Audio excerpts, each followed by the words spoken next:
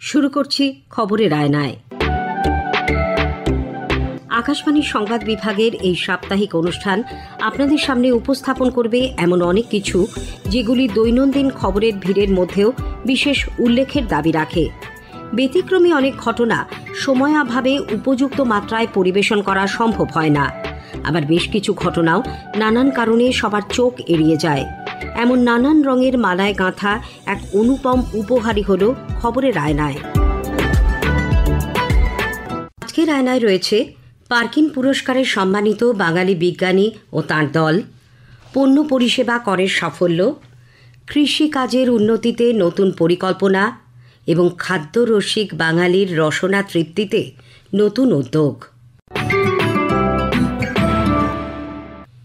বাঙালি বিজ্ঞানী শুভব্রত সেন ও তাঁর গবেষক দল ব্রিটেনের রয়্যাল সোসাইটি অফ কেমিস্ট্রির মর্যাদাপূর্ণ পার্কিন পুরস্কারে সম্মানিত হয়েছেন। এবারই প্রথম কোনো ভারতীয় গবেষক দল এই আন্তর্জাতিক স্বীকৃতি পেল। শিবনাদার বিশ্ববিদ্যালয়ের অধ্যাপক ডক্টর শুভব্রত সেন আবিষ্কৃত প্রযুক্তি অল্টারনেট ইলেকট্রোড ইলেকট্রোলিসিসের জন্য এই পুরস্কার দেওয়া হলো। রসায়নবিদ স্যার উইলিয়াম হেনরি পার্কিনের নামাঙ্কিত এই পুরস্কার আধুনিক জৈব রসায়নে যুগান্তকারী অবদানের স্বীকৃতি হিসেবে প্রদান করা হয়। অধ্যাপক সেনের নেতৃত্বে কাজ করা গবেষক দল এই সম্মানে ভূষিত হয়ে প্রথম ভারতীয় দল হিসেবে নজির গড়ল। অধ্যাপক সেন ছাড়াও এই গবেষক দলে রয়েছেন শুভঙ্কর বেরা, দেবজিৎ মাইতি, শ্বেতা সিং, শ্রীমন্ত গুঁই, সুচিস্মিতা রাথ, অর্ঘ্য সাহা এবং দেবব্রত মাইতি। অধ্যাপক সেন আকাশবাণীকে দেওয়া এক একান্ত সাক্ষাৎকারে জানিয়েছেন, এই প্রযুক্তি ভবিষ্যতে অ্যাগ্রো কেমিস্ট্রি, মেডিসিনাল কেমিস্ট্রি এবং সাস্টেইনেবল কেমিস্ট্রিতে এক উল্লেখযোগ্য ভূমিকা পালন করবে। এই অল্টারনেট ইলেকট্রোড ইলেকট্রোলিসিস এর মাধ্যমে আমরা ইলেকট্রো অর্গ্যানিক সিনথেসিসে যে রাসায়নিক বিক্রিয়াগুলি হয় সেগুলোকে আরও নির্ভুলভাবে, আরও টেকসইভাবে এবং আরও প্রফিটেবল ওয়েতে এবং লাভজনক ওয়েতে আমরা করতে সক্ষম হয়েছি। দুটির বদলে 4টি ইলেকট্রোড নিয়ে এবং একটি মাইক্রো কন্ট্রোলারের সাহায্যে আমরা দেখিয়েছি যে এই প্রযুক্তি ভবিষ্যতে অ্যাগ্রোকেমিস্ট্রি বা মেডিসিনাল কেমিস্ট্রি বা সাস্টেনেবল কেমিস্ট্রিতে এক উল্লেখযোগ্য ভূমিকা পালন করবে। আমাদের পরের কাজ হলো আমরা এটাকে আরও বেশি ইন্ডাস্ট্রি ফ্রেন্ডলি করার চেষ্টা করব এবং একটা প্রোটোটাইপ ডেভেলপমেন্টের দিকেও আমাদের প্রচেষ্টা চলছে। এখন অলরেডি পেটেন্ট ফাইল করে দিয়েছি। আমরা আশা করব এই গবেষণাকে আরও বড়োভাবে ভবিষ্যতে আমরা নিয়ে যেতে পারবো।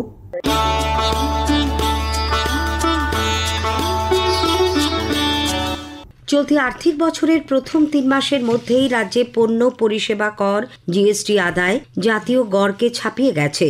এই সময় কেন্দ্রীয় জিএসটি আদায়ের সর্বভারতীয় গড় 14%। এ রাজ্যে সেই হার 16% মতো বলে সিজিএসটি কলকাতা জোনের চিফ কমিশনার শ্রবণ কুমার আকাশবাণীকে জানিয়েছেন।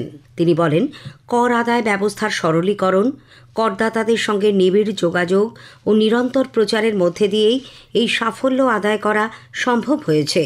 जैसे अभी हम लोगों ने इंट्रोड्यूस किया, जैसे इनकम टैक्स में था कि अगर आप इस साल की रिटर्न भरते हैं तो लास्ट ईयर का डेटा या कई सारी चीज़ें जो बैंक्स में ऑलरेडी हैं वो आपके रिटर्न में आ जाती हैं।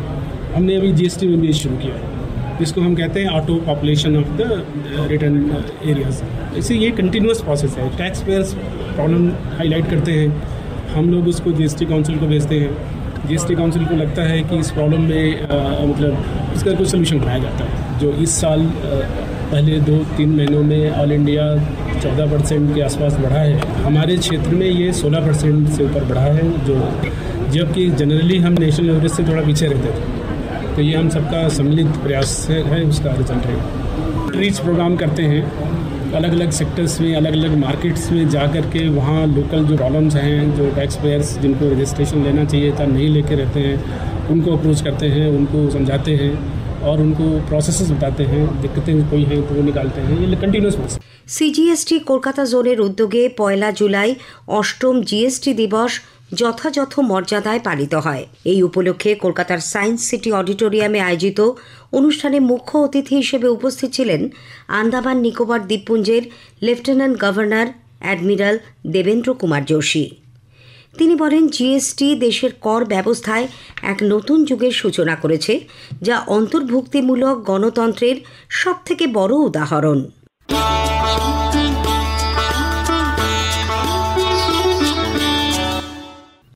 নদিয়ার কল্যাণীতে কৃষি বিজ্ঞান কেন্দ্রে সম্প্রতি কৃষকদের চাহিদা ও সমস্যার কথা চিহ্নিত করে নতুন পরিকল্পনা করা হয়েছে। নদিয়ার কল্যাণী থেকে আমাদের জেলার সংবাদদাতা অনুপম মোদকের একটি প্রতিবেদন। নদিয়ার কল্যাণীতে কৃষি বিজ্ঞান কেন্দ্রে উন্নত প্রযুক্তিতে চাষ ও আগামী বছরের পরিকল্পনা নিয়ে সায়েন্টিফিক অ্যাডভাইজারি কমিটির এক সভা অনুষ্ঠিত হয়। বিগত বছরে কোথায় কিভাবে সাফল্য এসেছে বা সমস্যা হয়েছে তা নিয়ে পর্যালোচনা করা হয়। কৃষকদের চাহিদা অনুসারে আগামী বছরের জন্য কর্ম পরিকল্পনাও তৈরি করা হয়। এগ্রিকালচার টেকনোলজির অ্যাপ্লিকেশন রিসার্চ ইনস্টিটিউটের ডাইরেক্টর ডক্টর প্রদীপ দে এক সাক্ষাৎকারে রাজ্যের খারিফ মরশুমে পেঁয়াজ চাষের নতুন পরিকল্পনার কথা বলেন। পেঁয়াজের ব্যাপারে একটা ওয়েবটি নেওয়া হচ্ছে, এটা পশ্চিমবঙ্গের একটা বড় সমস্যা। আমরা নাসিকের ওপরে, ওই যে নাসিক থেকে পেঁয়াজ আসে, নাসিক রিজিয়নটা একটা বড় রিজিয়ন, ওর ওপরে পুরোটাই নির্ভর করা হয়। আর খারিফের সময় যথারীতি প্রত্যেকবারে পেঁয়াজের দাম খুব বেড়ে যায়। সেই জন্য এই খারিফ অনিয়নটা যদি এখানে করা যায় এবং এটা যদি আমরা একটু বাড়াতে পারি, তাহলে অবশ্যই এই অঞ্চলের চাষি ভাই বোন মায়েদের একটু বেশি পয়সা যাবে হাতে, আর তার সাথে সাথে এই অঞ্চলের উন্নতি হবে। সবাই গত বছরের কার্যবিবরণী তুলে ধরেন ডক্টর সঞ্জয় রায়। কয়েকজন বিজ্ঞানীর কথাই, চাষের জন্য জমি কম, সেখানে যদি আমরা বিভিন্ন ধরনের পশু যেমন গাই, ছাগল, হাঁস, মুরগি, শুয়োর ইত্যাদি অল্প পরিসরে আমরা পালন করি, আর তার পাশাপাশি যে সমস্ত জায়গাগুলি পড়ে আছে সেখানে যদি আমরা বিভিন্ন ধরনের ফলের গাছ লাগাই, আর পুরো ব্যাপারটিকে যদি আমরা একত্রিতভাবে পুরো ফার্মটিকে চালাতে পারি, তাহলে পশু সম্পদ সম্বন্ধিত যে কেভিকে, সেই কেভিকে বা সেই ফার্ম দ্বারা অনেক বেশি আর্থিক উন্নতি করা সম্ভব।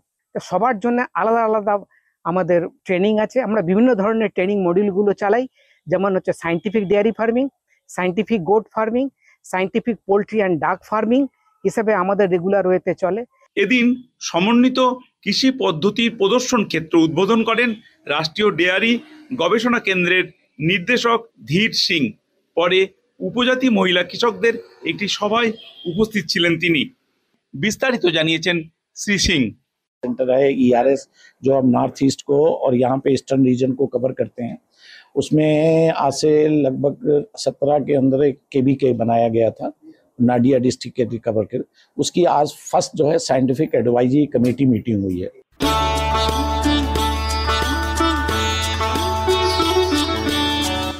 খাদ্যরসিক বাঙালির পাতের অন্যতম দুই আমিষ পদ হল ব্ল্যাক বেঙ্গল গোট এবং অবশ্যই জলের রূপলি শস্য ইলিশ। এবার এই দুই খাদ্যের জন্য নেওয়া হয়েছে বিশেষ উদ্যোগ। ব্ল্যাক বেঙ্গল গোটের সুস্বাদু মাংস যাতে আন্তর্জাতিক স্বীকৃতি লাভ করে, সেই উদ্দেশ্যে রাজ্য সরকারের তরফে পুরুলিয়ায় বিশেষ প্রকল্প চালু করা হয়েছে। এর ফলে শুধু মাংসের উৎপাদন হবে তাই নয়, বাড়বে কর্মসংস্থানও। রাজ্যের প্রাণী সম্পদ উন্নয়ন মন্ত্রী স্বপন দেবনাথ একথা জানিয়ে বলেন, দুধ, ডিম, মাংস ও মৎস্য উৎপাদনে পশ্চিমবঙ্গ এখন আগের থেকে অনেক এগিয়ে গেছে। তিনি বলেন, পশুপালন ও মৎস্য এই বিষয়টি এখন দেশের শিল্পের স্বীকৃতি পেয়েছে, যা এক বড় পাওনা। তা বিশেষ করে ব্ল্যাক বেঙ্গল গোট, এটা এশিয়ার সর্ববৃহৎ মাংসের দিক থেকে খুব বড়, এবং পুরুলিয়াতে আমাদের প্রজেক্ট চলছে সরকারিভাবে। এটাও যদি ভাবেন এরা, আমার মনে হয় খুব ভালো লাগবে। এটা যে সর্বোপরি বড় আনন্দের যে একটা শিল্প হিসেবে সবাই ভাবনা শুরু করেছেন, এটা আমাদের কাছে বড় পাওনা। এটা একটা ইন্ডাস্ট্রি। তার কারণ গ্রামের মানুষ ধরুন হাঁস পোষে, মুরগি পোষে, ছাগল পোষে, এবং এটা স্বরোজগারের ক্ষেত্রে তো বড় জিনিস। মানুষের একটা কর্মসংস্থান, বিকল্প কর্মসংস্থান। যেমন গ্রামে যেন মুক্তাঙ্গনে চাষ হয়, গ্রামের লোকেরা ধরুন ছাগল চাষ করে, গ্রামে দুটো ছাগল রেখেছে, তেমনি গ্রামের লোকেরা দুটো হাঁস মুরগি চাষ করে, কেউ পুকুরে ছাড়ে, কেউ মুরগি করে, তার বাড়তি একটা ইনকাম বাংলার মানুষ এটাও কিন্তু পাচ্ছে। ইলিশ মাছ সংরক্ষণ সম্পর্কে কৃষক ও সাধারণ মানুষকে সচেতন করতে এবং ইলিশের বিভিন্ন পদের স্বাদ আস্বাদনের সুযোগ করে দিতে উত্তর 24 পরগনার ব্যারাকপুরে কেন্দ্রীয় অন্তর্দেশীয় মৎস্য গবেষণা কেন্দ্র সিফ্রিতে সম্প্রতি 3 দিনের ইলিশ উৎসবের আয়োজন করা হয়। উৎসবের উদ্বোধন করেন রাজ্যের মৎস্যমন্ত্রী বিপ্লব রায়চৌধুরী। মৎস্য গবেষণা কেন্দ্রের ডাইরেক্টর বসন্ত কুমার দাস জানান, ইলিশ মাছ নিয়ে যা গবেষণা হচ্ছে সেই সম্পর্কে সাধারণ মানুষকে অবহিত করার পাশাপাশি ইলিশ মাছ সংরক্ষণ সহ সঠিক পদ্ধতিতে মাছ ধরার বিষয়ে কৃষকদের অবহিত করাই তাদের উদ্দেশ্য। इस महीने में सारा बंगाल में इलिश उत्सव होता है। सुंदरबन में हम लोग सोचे जो जन जागरूकता कंजर्वेशन सिफरी का इलिश के बारे में जो रिसर्च सब उनको जानकारी देने के लिए एक वैल्यू एडिशन तरफ से हम इलिश उत्सव किए, तो इसी को जानकारी होगा। केवल इलिश खाने में मजा नहीं, इलिश का जो जीवन चक्र, इलिश जैसे माइग्रेशन करता है, कैसे बढ़ता है, पोका इलिश का पन हार्वेस्ट मारना नहीं है कि बड़ा इलिश लेना है, नदी प्रदूषण नहीं करना है, उनका माइग्रेटरी रूट एस्टैब्लिश करना है, तो इसी तरफ हम लोग ये कार्यक्रम शुरू किए। মৎস্যমন্ত্রী বিপ্লব রায়চৌধুরী বলেছেন, বেআইনিভাবে ছোট ইলিশ ধরা বন্ধ করতে রাজ্য সরকার 2 মাস ইলিশ ধরার ওপর নিষেধাজ্ঞা জারি করেছে। এর ফলে চলতি বছরে ইলিশের সংখ্যা বেড়েছে। নিষেধাজ্ঞা বাড়িয়ে আগামী দিনে 3 মাস করার পরিকল্পনা রয়েছে বলেও মৎস্যমন্ত্রী জানান। না, ওটা একটা অন্য কারণ, সেটা হচ্ছে যে ইলিশ যখন ডিম ছাড়ে এই সময়টা আমরা বলে দিয়েছি যে 3 মাস তোমরা ইলিশ ধরবে না। আমরা এখনও 3 মাস করতে পারিনি, 2 মাস করেছি। বাংলাদেশ 3 মাস করেছে। এর ফলে বাংলাদেশ এখনও ভালো ইলিশ পাচ্ছে, আমরা এখনও ভালো ইলিশ পাচ্ছি না। তো এই বছর আমরা কিছুটা ইলিশ পেয়েছি 2 মাসের ব্যানের জন্য, কিন্তু এটাকে 3 মাস করতে হবে। 3 মাস করলেই আমরা আরও বেশি ভালো ফল পাবো। যে আমরা 2 মাস ব্যান করে দিয়েছি, এটাকে 3 মাস ব্যান করলে আরও ভালো হবে, কিন্তু এই 2 মাস ব্যানে তো আমরা এবছর খুব ভালো ফসল পেয়েছি। এদিকে সমুদ্রে 2 মাস মাছ ধরা বন্ধ থাকার সময় মৎস্যজীবী পরিবার পিছু রাজ্য সরকারের মাসিক 5,000 টাকা করে সহায়তা দেওয়ার কথা থাকলেও মৎস্যজীবীরা তা পাচ্ছেন না, এই অভিযোগ তুলেছে Dakshinbanga Matsyajibi forum. National federation of small scale fish ওয়ার্কারের সভাপতি প্রদীপ চট্টোপাধ্যায় বলেন, সমুদ্র সাথী নামে ওই প্রকল্প 2024-25 অর্থবর্ষ থেকে চালু হওয়ার কথা ছিল। বাজেটে এর ঘোষণা হলেও তা এখনও কার্যকর হয়নি। শ্রীমতী চন্দ্রিমা ভট্টাচার্য বাজেট বক্তৃতায় ঘোষণা করেছিলেন এই টাকাটা দেওয়া হবে। পশ্চিমবঙ্গ সরকার তারপরে নোটিফিকেশন জারি করে যে 2024-25 অর্থবর্ষ থেকেই এটি চালু। মৎস্যজীবীরা সোৎসাহে অপেক্ষা করেছিলেন। হাজার হাজার মৎস্যজীবী এই সুবিধাটি পাওয়ার জন্য নির্দিষ্ট আবেদনের যে ফর্ম, সেই ফর্মে আবেদন করেছে, কিন্তু 24-25 সালের অর্থবর্ষ পুরো পেরিয়ে গেল, এই সহায়তার কিন্তু দেখা মিলল না, একটা পয়সা পাওয়া গেল। এই সময়তে সংগঠন বারবার প্রশ্ন করে সরকারের দপ্তরে গিয়ে কড়া নেড়ে, মৎস্য দপ্তরে বিশেষ করে, কোনো উত্তর পায়নি। দক্ষিণবঙ্গ মৎস্যজীবী ফোরামের যেটা প্রধান দাবি, সেটা হচ্ছে অবিলম্বে প্রত্যেক সামুদ্রিক মৎস্যজীবীকে সমুদ্র সাথী প্রকল্প বাবদ 2024-25 সালের বকেয়া 10,000 টাকা সহ 20,000 টাকা জীবিকা সহায়তা মিটিয়ে দিতে হবে এবং আগামী অর্থবর্ষ থেকে জীবিকা সহায়তার পরিমাণ বাড়িয়ে বার্ষিক অন্তত 15,000 টাকা করতে হবে এবং পরিবার নয়, প্রত্যেকটি মৎস্যকর্মীকে এই প্রকল্পের আওতায় আনতে হবে। যে মৎস্যকর্মী তারা রোজগার করতে পারছেন না, তারই প্রয়োজন কিন্তু টাকাটা। অথচ পরিবারকে দেওয়া মানে একটি পরিবারে যদি 3 জন বা 4 জন মৎস্যকর্মী থাকেন, তো তার মানে তারা শুধুমাত্র ওই 10,000 টাকাই পাবেন। রাজ্যের মৎস্যমন্ত্রী আকাশবাণীকে জানান, এই প্রকল্পে ইতিমধ্যেই বহু নাম নথিভুক্ত হয়েছে, সেগুলি খতিয়ে দেখে শীঘ্রই আর্থিক সহায়তা প্রদান করা হবে। আজকের আয়নায় শেষ করার আগে একটা অনুরোধ, আপনাদের কেমন লাগলো এই অনুষ্ঠান ইমেইলে জানান অথবা আকাশবাণী সংবাদের সোশ্যাল মিডিয়া পেজে। সেরা চিঠির উল্লেখ থাকবে প্রেরকের নাম সহ। আজ এই পর্যন্তই। আবার আগামী সপ্তাহে ঠিক এই সময় আকাশবাণীর সংবাদ বিভাগ প্রযোজিত খবরের আয়নায় নিয়ে আসব আপনাদের সামনে। ভাষ্য পাঠে ধৃতি সেন শর্মা, সংকলন ও প্রস্তুতি কাশফিন নাহার।